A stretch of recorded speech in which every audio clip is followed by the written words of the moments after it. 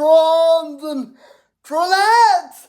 Welcome on to the trailer.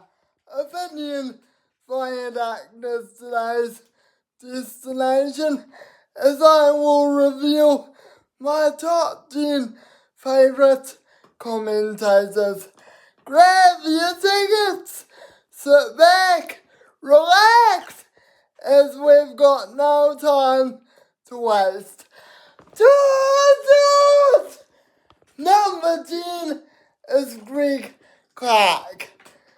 Sure, he was great while commentating the Wallabies and Super Rugby back in the day, but now he's just lost his passion commentating the Drua games, and I think he's gotten worse and worse with age.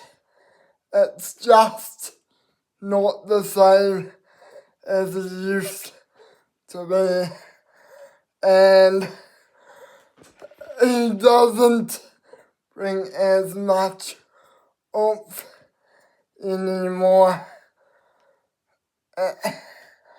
as he did. 9 is John Drake. They say former players would become great commentators.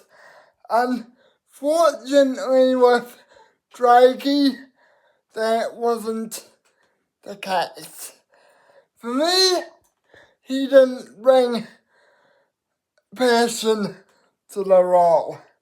He just let the lead commentator do his thing. And yes, while he did have some great moments alongside Grant Nesbitt, unfortunately, the reason why he ranks as number 9 is because, he just didn't transition well as the main reason. Now, number 8 is Sean Maloney.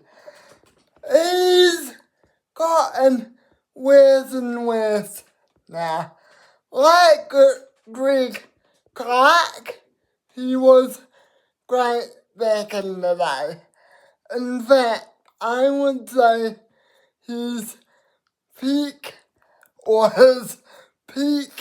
years were 2014 to 2015 when he commentated Super Rugby, mainly the Rebels games. Man, he was awesome. But unfortunately, while he still brings the passion, he's got better, worse and worse as the years gone on. And the fear of hearing his voice every single time just angers me. Number 7 is Stuart Barnes. He's wasn't as bad during his peak years with Miles Harrison. Those two were great together, and I'll get to more of Miles in a second, but we just haven't heard him nowadays. And sure, he's got ousted by new commentators, but it's the reason why I rank a number 7 is just because I just didn't like the way he would come in at times and cut nails off. It would just anger me. Again, great analysis, but he had some bad times, and he would sometimes come in as, or come in vital moments where Miles should have shone. Speaking of Miles, at number 6, we had the man himself. And the reason why I rank him as a number 6 is, while he was a great lead commentator, he just got me a bit confused with his one-liners. And I mean, he brought the passion and stuff like that, but every time he would commentate England, he would just not quite do it for me. And when he commentated the Premiership, he was awesome, but just could not make that transition from domestic to international commentating. Number 5 is Nigel Yeldon. Well, he's been decent nowadays. My gripe with him is he didn't comment when I started out watching him. He would commentate with passion, and I mean real passion, especially at the under-20s level, but he's just above or just below some great commentators, and I mean, wow, he was just amazing. Unfortunately, his platform has dipped a little bit since commentating the NBC, but I think he's a great commentator still, and he deserves this top 5 spot. Number 4 is a man that I highly rate as the 3rd best commentator in New Zealand, Jeff McTaich. I mean, when he commentates rugby, especially in the NBC, he just brings it. And when he commentated the All Blacks, when he filled in for Tony Johnson against the Springboks, he showed that passion he developed from the NVC and has just grown from strength to strength. He's just short of the top three though because of one thing. He speaks a little too loud, especially in the vital moments when a team is scoring a try or the final whistle's blown and it's gone to a nail biter. So yeah, number 3 is my favourite international commentator, and to be honest, Matt Pearce just brings the energy. As I love his ability to just cover that, especially when he's commentating the Springboks.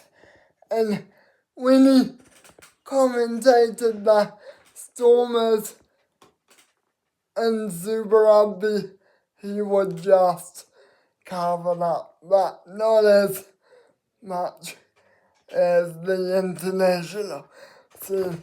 His passion for the commentating role is definitely shown, and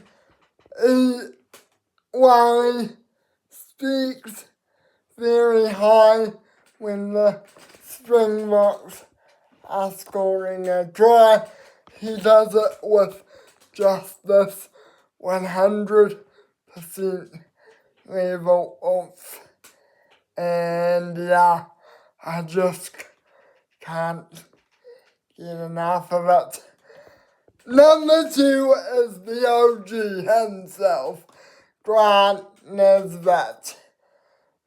While I love his commentating style, I just love his banter with Justin Marshall, and while there is some gripes, I don't think he's gotten worse with age. I think every time he's commentated Super Rugby, he's just brought it to another level, and I mean, man, the guy's definitely passionate about rugby. You can hear it in his voice. But my favourite commentating moment of his is when he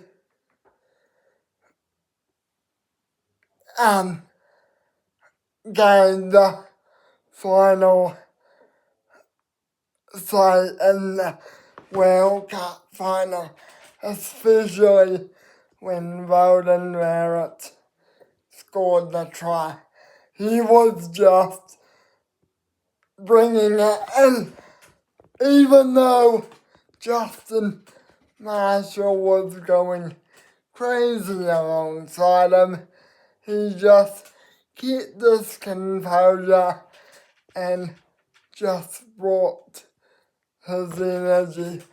Now, before I get to number 1, I do have a few honourable mentions. One being Joel Stransky. He's great alongside Matthew Pearce, but didn't get in this list or got an honourable mention because of one gripe, and that one gripe is that while he brings the passion, he just doesn't get allowed to show it from a former player's perspective, and I hate that he just focuses on the game. I mean, come on. It's a game of rugby union. You're gonna get asked about it from a former player's standpoint, but like John Drake, he just lets the lead commentator do his thing. Number 2 honourable mention is John DeVilliers. While he's a great sideline commentator, there is just so many commentators that I couldn't miss out, and I just love the player perspective he brings to the box, especially his leadership. And finally, Michael Uber. He's also another great commentator and also brings a player perspective like John DeVilliers. Unfortunately though, he just missed out on this list due to a few near misses here or there. And number 1 is Tony Johnson.